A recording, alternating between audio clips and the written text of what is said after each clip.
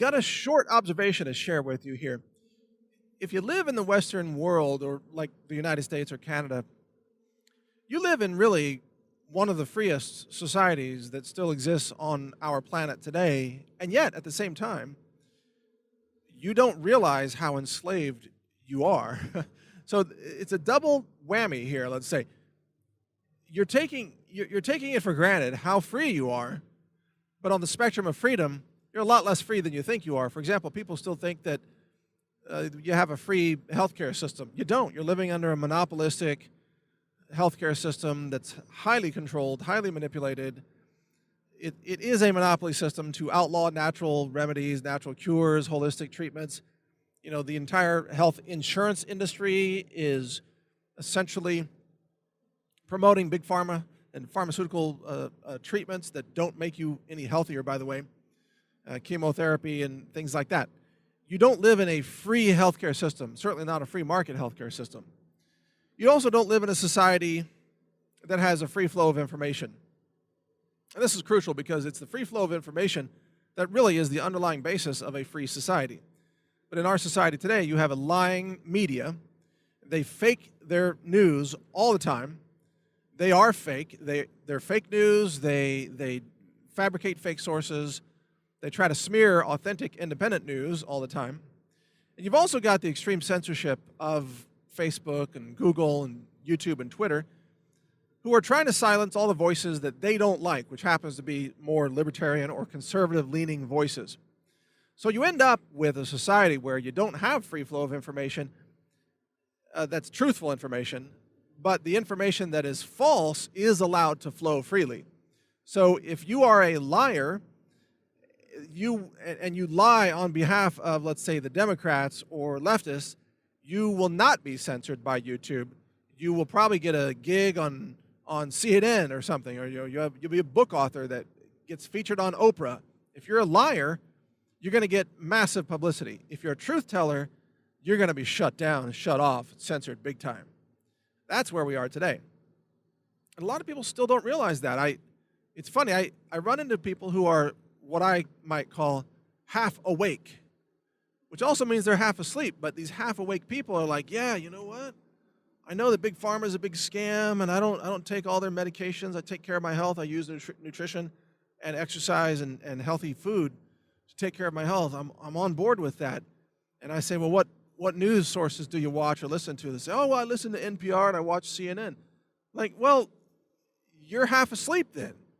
How can you be half awake and not wake up the rest of the way? Why are you still watching fake news and listening to NPR? They're like, oh, well, I don't believe everything NPR says. I just listen to NPR. They're like, no. You got to understand, just the act of listening to NPR means you are turning over your consciousness to a fake news network. NPR, they leave out stories that you need to know. They selectively report to create a false impression. They're biased. They lie by omission, as I just said, and they also lie by implication. In other words, they lie in the way they cover things. They'll have some story about Trump on there, and it'll be, NPR is usually pretty low-key, but they'll get all excited about a Trump story. Oh, my God, Trump's lawyer was raided, and they found something. They start hyperventilating. Even NPR does this from time to time. It's the way they cover things. And it's the way they talk about, Obama-era policies were all good and all brilliant, all genius, and they never tell you the other side of the story, like how Obama was funding Iran's acquisition of nuclear weapons and ballistic missile technology that would threaten U.S. allies, not just in the Middle East, but also in Western Europe, for example. So NPR lies. NPR is fake news. CNN is fake news. But people still think they live in a free society for the most part, and they don't see the engineering, the manipulation that's happening all around them. There's a lot of that goes on because people just don't want to admit that they're being manipulated. There's a similar thing that happens in the realm of TV, advertising, and marketing. If you take brands like, let's take Procter & Gamble, because Procter & Gamble is a very successful poison manufacturer. And they sell poisons, but they package them as laundry detergent or deodorant or toothpaste or whatever, but almost everything they sell has poison in it in one form or another. Laundry detergent is highly toxic, and even their fluoride toothpaste is poison. It's a neurotoxin, right? So Procter & Gamble is a poison company that pretends to be a consumer product company. And most people, if you ask them, you say, are you manipulated by TV advertising? Because I notice you watch some TV or you listen to the radio, let's say, or whatever. You're watching CNN. Are you influenced by the advertising on CNN? And they will almost all tell you, no, not me. No, I'm not manipulated by that advertising. It doesn't affect me. But then if you look at what they buy at the grocery store, they're buying the products that were promoted in the ads that they saw. Well, why is that? Well, the answer is because they're being manipulated outside of their consciousness. They're not as free as they think. And they're easy to manipulate by companies like Procter & Gamble, which is pushing poison. And in this case, the poison helps make people stupid. The poison damages brain function. For example, we know fluoride is a brain toxin. It lowers IQs. It's in the scientific literature. It's not even a controversial statement. I mean, it's straight science. So Procter & Gamble's products actually damage people's brains to some extent because of the neurotoxins they contain, and that makes people stupid enough to keep buying Procter & Gamble products. It's the cycle of poison and stupidity, but it's played out, millions of times a day in grocery stores all across America. CVS pharmacies and Walmarts all across America. But these people think they're free, but they're not. They're slaves to being manipulated by poison-pushing companies that have become experts in marketing and emotional manipulation, social constructs, all kinds of things. So that's the truth. That it's an inconvenient truth.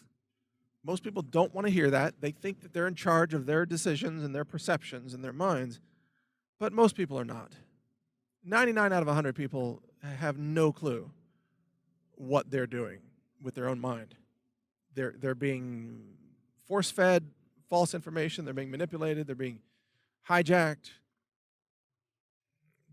The entire system of media and Hollywood and fake news CNN, it exists primarily to manipulate the gullible and to then oppress the intelligent.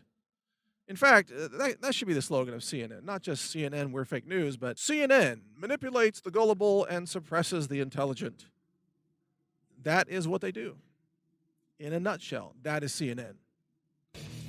So there you go. That's the truth that you probably won't hear anywhere else. I've got a website, by the way, called truth.news. If you want to check it out, truth.news. And also awakening.news. So check those out if you want some interesting information. Publish over 300 websites. And of course, we're launching soon Real.video, which contains, it's an alternative to YouTube, a free speech alternative that will carry intelligent people challenging the status quo. Lots of videos coming, launching in July. Check it out at Real.video. Thanks for listening. Learn more at healthrangerreport.com.